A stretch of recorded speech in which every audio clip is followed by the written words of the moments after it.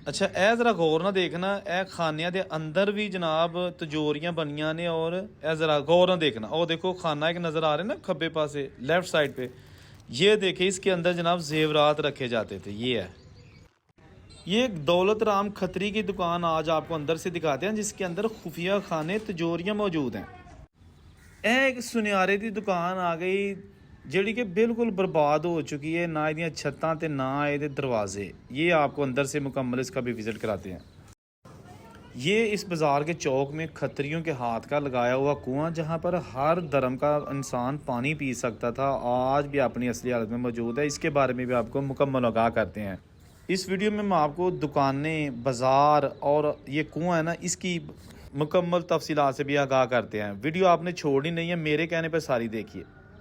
अस्सलाम वालेकुम, मैं औरंगज़ेब बेग इस वक्त मौजूद हूँ किला सूबा सिंह का पुराना बाज़ार। और ये है वहाँ पर खत्रियों के हाथ का लगाया हुआ कुआं जो आज भी मौजूद है, इसके अंदर पानी भी है। किला सूबा सिंह का मौजूदा नाम किला अहमदाबाद है, इसका नाम चेंज कर दिया गया है।